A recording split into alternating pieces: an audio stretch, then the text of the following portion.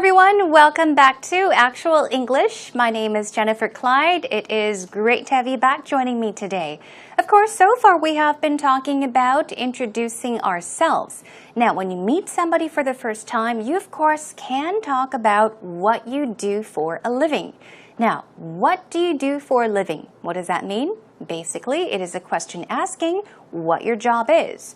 What kind of work do you do? What is your job?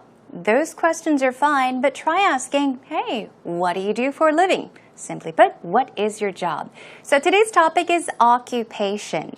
Now, when you talk about your occupation, you can, of course, briefly or simply mention what you do, what you're in charge of, what your responsibilities are, which company you work for how long you've worked there. But of course, I think it's important, especially when you do an interview or you meet someone for the first time and talk about your job, you can add some details and talk about how much you enjoy your work, whether you love your job or the opposite, whether you hate it.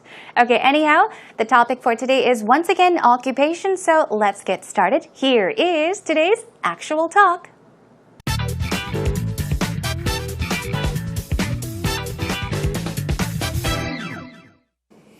You know, Rachel, I feel truly blessed to do what I do for a living. Oh, yeah? Yeah.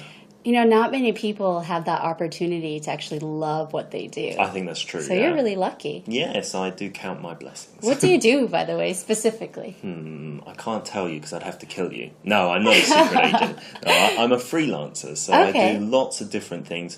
I guess you could say I'm a jack of all trades. Oh, You're like a Renaissance man. Yeah, You I can do do everything. anything and everything. Yeah, everything to a certain degree, but not an expert in anything, maybe. Sometimes that's better, I feel like. Yeah. I hope so. I got fingers in lots of different pies. That's awesome. Yeah. Do you like your colleagues? Some of them. Okay. You know, I think like in any walk of life, you like some people, you don't like some people. But I'm fortunate enough that I don't spend too long in any one place. Wow. So if I don't like someone, I can just go to a different job or something like that. You're super lucky. Yeah. How about you? Do you like what you do? I do like what I do. I worked as a news anchor at a radio station. Oh, wow. And I absolutely loved it because basically I was getting paid to learn. It's to put it simply, right? Because Yeah. I was reading about the news, current events, and I was learning about the world while I was getting paid to do it. That's true. Everyone reads the news anyway. Exactly. You get paid to do it. Yeah. You're a genius. Oh, thank you. No, so I did a lot of like editing and also translating, and which helped me a lot because I was doing domestic news, so Korean into English translation. So I learned a lot in that sense too. That's interesting. I don't think there are too many people who are like us. Maybe people watching this will be saying, I hate my job. Oh no. But just stick with it and something will come of it, right? Yes, exactly. You make it what it is. There you go. So here we are today after taking a listen to today's actual talk. We basically have an idea of what Rachel and Peter talked about. Remember, I said of course, when you have a conversation about your occupation, your job, the kind of work you do, you of course can mention the name of the company and perhaps your position, what you do, but try to make it more interesting and fun, a bit more casual by adding the details of talking about how much you enjoy your job. And that is exactly what Rachel and Peter did. They both seem to really enjoy what they do for a living, so let's take a look. All right, so Peter said, Rachel, I feel truly blessed to do what I do for a living. So let's take a look here. I feel blessed and also do for a living. I mentioned it over and over and over again. Now, what you do for a living basically means or refers to the kind of work you do.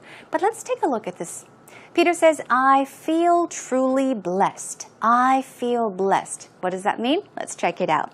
So if you say you feel blessed to do something, it means that you are very grateful. You are content. You are very, very happy. So if you really enjoy what you do, if you enjoy your job, you can say, I feel blessed to do what I do, or to do what I do for a living, which means, job, in other words, occupation.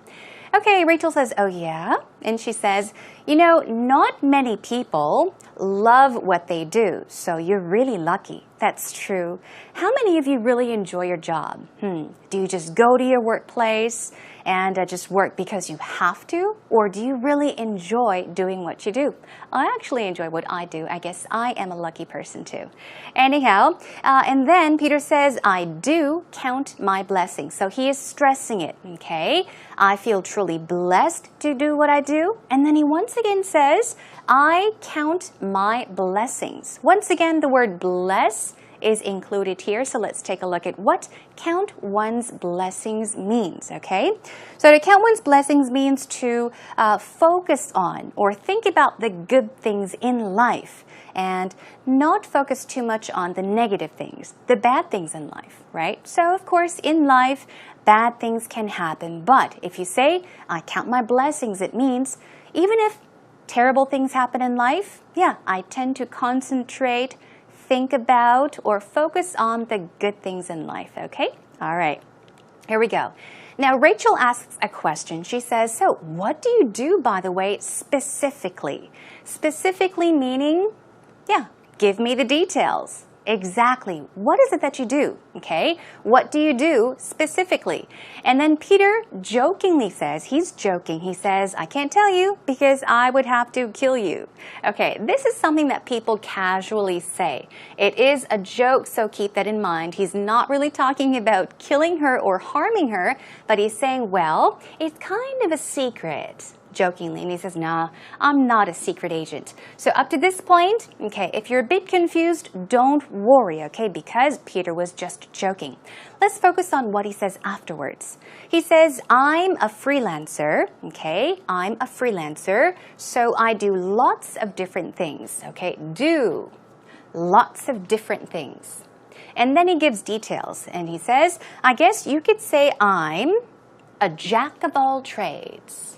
Jack of all trades. So what does that mean? Jack of all trades, let's check it out. Okay, a jack of all trades is a person that is talented in many different things. So if you know how to do A, B, C, D, and E, or even more, you can say that you are a jack of all trades. Or if somebody says, hey, I know how to do this and that, I'm good at A, I'm also good at B and C, you can say to that person, wow, you're a jack of all trades.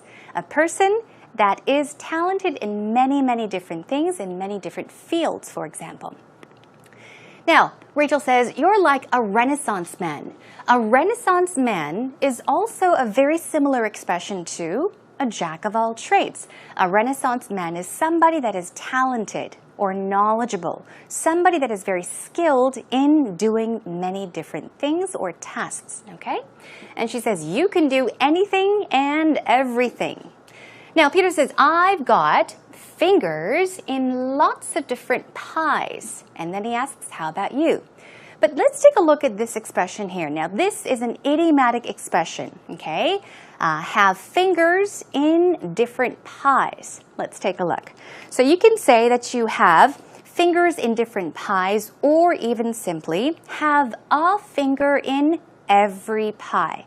It basically means that you are involved in many different things. But keep in mind, although Peter did mention this idiomatic expression in a positive way, more often it is used in a negative way.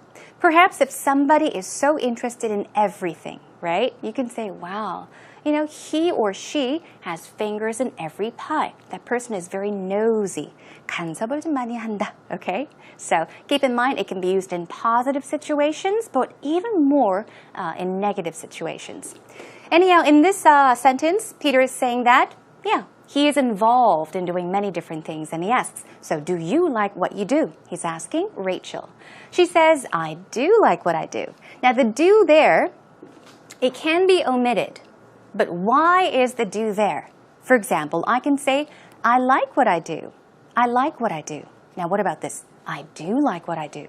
I do like what I do. Now, you are stressing the fact that you really, really, really enjoy doing what you do, okay? And then she says, I worked as a news anchor, and she goes on talking about what she did. And she said, I absolutely loved it. I enjoyed the job.